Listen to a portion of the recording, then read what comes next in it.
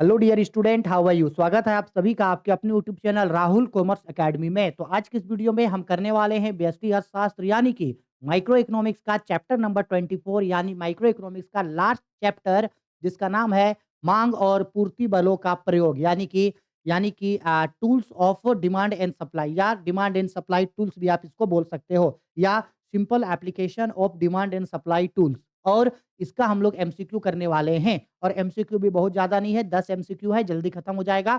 और ये micro economics का लास्ट चैप्टर है, क्योंकि इसके बाद पूरा का पूरा माइक्रो इकोनॉमिक्स खत्म हो जाएगा। यानी पूरा का पूरा माइक्रो इकोनॉमिक्स का objective, subjective, one shot video सब चीज हम लोगों ने खत्म कर चुका है। इसके बाद पार्ट बी यानी कि समष्टि अर्थशास्त्र यानी मैक्रो इकोनॉमिक्स का एमसीक्यू स्टार्ट करेंगे, क्योंकि मैक्रो इकोनॉमिक्स का सब्जेक्टिव टाइप का क्वेश्चंस यानी कि chapter by chapter one shot video, lecture video Hindi English में अपलोड कर चुके हैं। अगर आप इससे पहले के वीडियो या इसके बाद के वीडियो, कोई भी वीडियो आप नहीं देखें, तो सबका लिंक ऊपर आई बटन में मिलेगा, नीचे डिस्क्रिप्शन में मिलेगा, उसका प्लेलिस्ट का लिंक मिलेगा, या हमारे यूट्यूब चैनल में इकोनॉमिक्स क्लास 12 का प्लेलिस्ट में चले जाओ, वहां से इकोनॉमिक्स का एक एक चीज हम आप लोगों को करवाए हैं, उसको कर लो। इतना कर लेने से पूरा का पूरा इकोनॉमिक्स आप लोगों का खत्म हो जाएगा।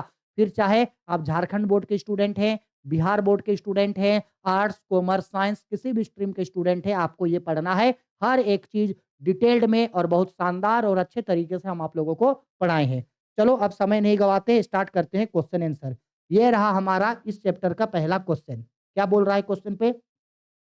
साम्य कीमत का निर्धारण निम्न में से किसके द्वारा स्थापित होता है? विच डिटरमाइंस द इक्विलिब्रियम प्राइस।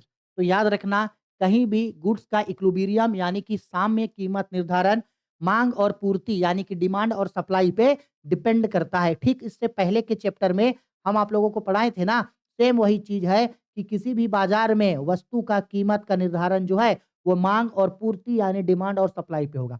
हमको पता है ना, डिमांड कर्व ऊपर से नीचे आता है, ये होता है हम लोगों का डिमांड कर्व यानी कि मांग वक्र। और पूर्ति वक्र ऊपर से नीचे, नीचे से ऊपर जाता है। कहाँ कहाँ से नीचे? नीचे से ऊपर जाता है हम लोग का सप्लाई कर्व एस एस। तो यहाँ पे जहां ये दोनों एक दूसरे के बराबर होगा, कीमत वहीं पे तय होता है, जहां डिमांड और सप्लाई यानी कि मांग और पूर्ति एक दूसरे के बराबर हो। ठीक है, तो डिमांड और सप्लाई से साम्य कीमत का निर्धारण होता है हम लोगों का। क्लियर बात है? आ गया समझ में? चलो क्वेश्चन नंबर आते हैं 2 पे। बोला गया है साधन कीमत निर्धारण के निम्नलिखित में कौन से घटक हैं? विच of the following component of factor price determination. तो भाई किसी भी साधन, साधन का मतलब होता है फैक्टर, फैक्टर मतलब प्रोडक्शन करते समय, कोई भी सामान को बनाते समय हम लोग जिन भी चीज का हेल्प ले रहे हैं, जिन भी चीज को यूज करके हम लोग प्रोडक्शन कर रहे हैं, वो हम लोगों का फैक्टर्स ऑफ प्रोडक्शन कहलाता है, यानी साधन कीमत कहलाता है।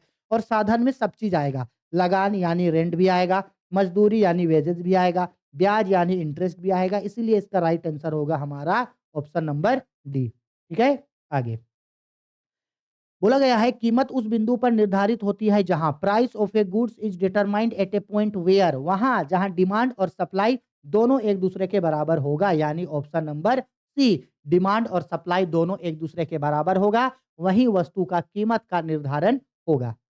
आगे लगान इज यानी हमको रेंट का ये फॉर्मूला पूछ रहा है कि रेंट का फॉर्मूला क्या होता है। तो रेंट यानी कि लगान का फॉर्मूला होता है वास्तविक लगान माइनस हस्तांतरण आय, यानी actual income minus transfer earning is equal to rent. हमको बस इसका फॉर्मूला बोला था, फॉर्मूला हम यहाँ पे दिखा देंगे। ठीक है, चलो क्वेश्चन नंबर 5। निम्नलिखित में से कौन सा कथन सही है? विच of the following is correct. चलो अब एक एक करके हम लोग देखते हैं और पता लगाते हैं कौन सा कथन सही है। पहला बोल रहा है कि श्रम की मांग उत्पादन द्वारा की जाती है, labour demand comes from producer. सही बात है, यानी किसी भी फैक्ट्री में कितना लेबर का जरूरत है ये प्रोड्यूसर बताएगा। बिल्कुल सही, उसी को ना पता होगा कि भाई कितना लोगों का जरूरत है। सही बात है। दूसरा, श्रम की मांग उसकी उत्पादकता पर निर्भर करती है, demand of labour depends on it's productivity. बिल्कुल सही, प्रोडक्शन के स्केल पे, आकार पे। अगर कम वस्तुओं का उत्पादन करना है तो कम लेबर लगेगा, ज्यादा वस्तुओं का उत्पादन करना है तो ज्यादा लेबर लगेगा। बिल्कुल सही बात है। सी पे बोल रहा है कि श्रम की सीमांत उपयोगित उत्पादकता उसकी अधिकतम मजदूरी होती है, marginal productivity of labour its maximum wages. सही बात है। और ऐसे भी अगर ए और बी सही हो गया तो आंसर तो डी होना ही है इसका। आया समझ में? ठीक है, चलो क्वेश्चन नंबर 6 पे बोल रहा है प्रत्येक फार्म शर्म का उपयोग उस बिंदु तक करती है।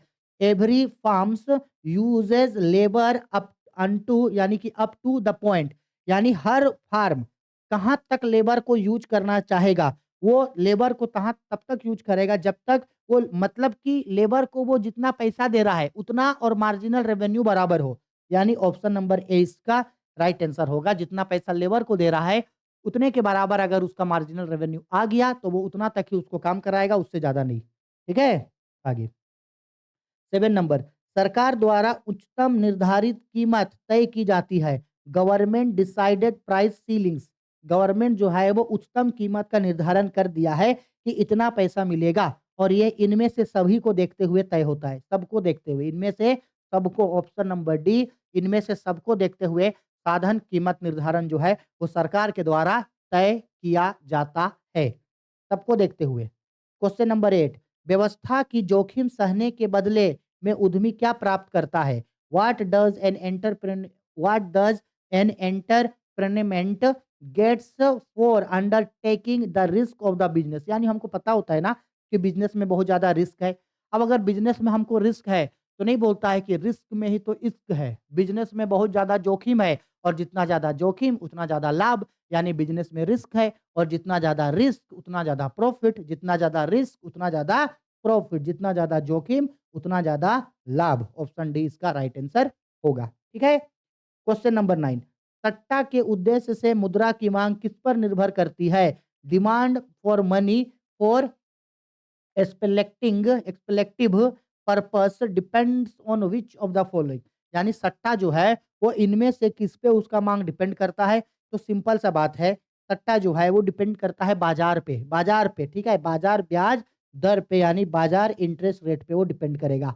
बाजार पे किस पे डिपेंड करता है? बाजार पे। ठीक है, क्वेश्चन नंबर 10, बोला गया उच्चतम निर्धारित कीमत से बाजार में डोट की स्थिति उत्पन्न होती है due to maximum fixed price the situation of dash arise in the market. अगर फिक्स्ड प्राइस रहेगा, यानी भाई तुम काम कर रहा है, काम ज्यादा कर रहा है, उस समय में तुमको इतना रुपया मिलेगा, तो उससे मांग क्या हो जाएगा, मतलब क्या चीज होगा, तो उससे डिमांड अधिक के होगा, यानी कि मांग अधिक हो जाएगा। ठीक है, ऑप्शन नंबर बी इसका राइट आंसर होगा।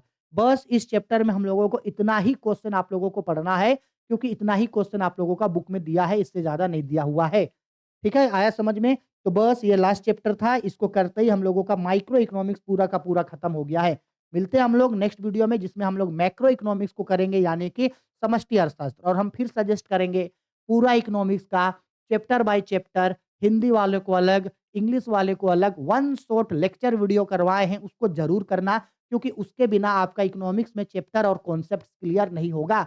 जरूर करना, और पूरा का पूरा बुक का chapter by chapter objective questions करवाए हैं, उसको भी करना। अगर आप इतना कर लेते हो तो इसी से आपका मॉडल पेपर का क्वेश्चन हो गया, प्रीवियस ईयर क्वेश्चन पेपर हो गया, टेस्ट सीरीज का क्वेश्चन हो गया, या तो फिर कोई भी गेस्ट पेपर का क्वेश्चन आपको बहुत ही इजी तरीके से सोल्व हो जाएगा और किसी भी क्वेश्चन में कोई भी डाउट नहीं होगा। तो हम सजेस्ट करेंगे कि प्लीज आप लोग उन सारे लेक्चर्स वीडियो को जरूर देखो और वीडियो को ज्यादा से ज्यादा अपने दोस्तों के बीच शेयर करो। आर्ट्स, कॉमर्स, साइंस सभी स्ट्रीम के स्टूडेंट तक, झारखंड बोर्ड, बिहार बोर्ड, सभी बोर्ड के स्टूडेंट तक वीडियो को जरूर पहुंचा देना। ठीक है, बाय, टेक केयर।